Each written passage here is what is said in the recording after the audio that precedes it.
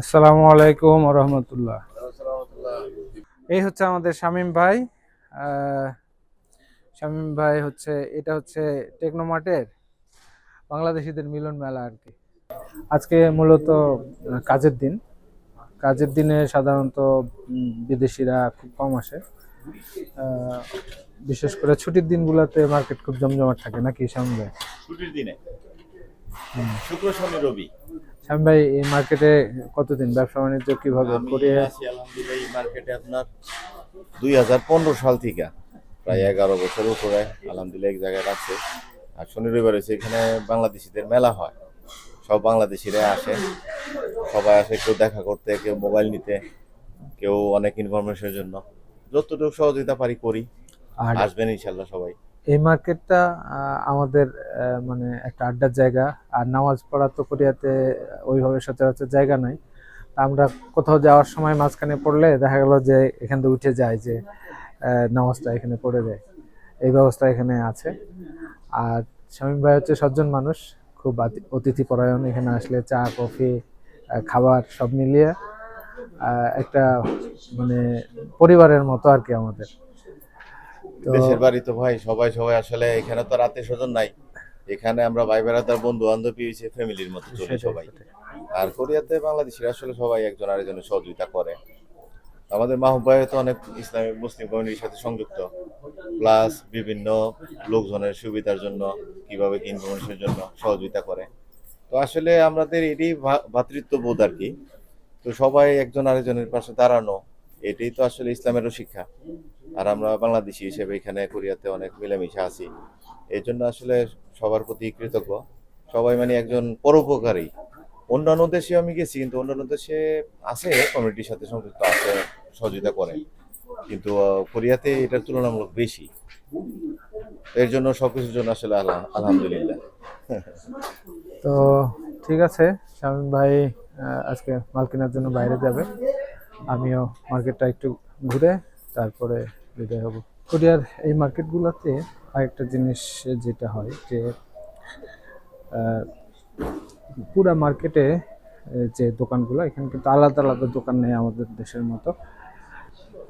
এখানে প্রত্যেকটা দোকানেই কিন্তু এক একটা ডেস্কের মতো। এখানে আলাদা আমাদের দেশের মতো ওয়াল দেয়া, দরজা দেয়া, তালা দেয়া এরকম কোনো ব্যবস্থা নাই।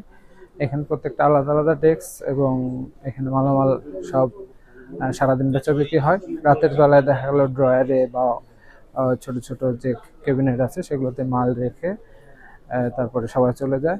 এবং পুরো মার্কেট কিন্তু মার্কেট কমিটির যে সিকিউরিটি তত্ত্বাবধান সেটার ইয়েতে থাকে। এইভাবেই মূলত এইখানকার মার্কেটগুলো পরিচালিত হয়। আর শাটারওয়ালা বা আলাদা আলাদা দোকান এগুলো বাইরে কিছু আছে।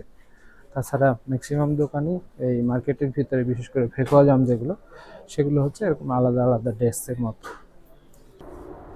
এটি হচ্ছে মার্কেটের নবম তলা। মূলত এই তলাটি একটি ঘোরার জায়গা। এখানে যারা মার্কেটে আসে তাদের রিক্রিয়েশনের জন্য মূলত এটি করা হয়েছে।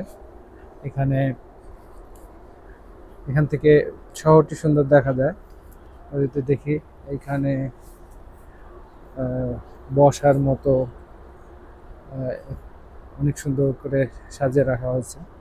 বাচ্চাদের খেলার জন্য কিছু জিনিস রাখা হয়েছে, প্লাস সুন্দর করে সাজিয়ে বাগান করে।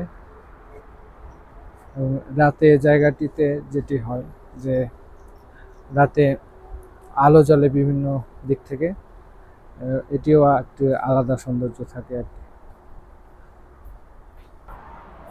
মূলত সুন্দর আড্ডা দেওয়ার মতো একটা জায়গা।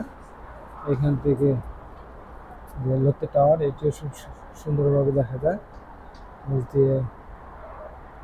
মার্কেটে এসে এরপরে সময় কাটানোর জন্য এটি সুন্দর জায়গা।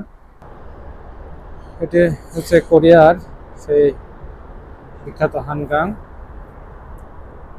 এই নদীকে কেন্দ্র করে কোরিয়ার সৌলের যে সভ্যতা এটি গড়ে উঠেছিল। বন্ধুরা, সবাইকে সাথে থাকার জন্য ধন্যবাদ। আজকের মতো এখানে শেষ করছি, আবার দেখা হবে নতুন কোনো জায়গায় নতুন কোনো বিষয় নিয়ে। সে পর্যন্ত সবাই ভালো থাকুন, সুস্থ থাকুন, আল্লাহ হাফেজ।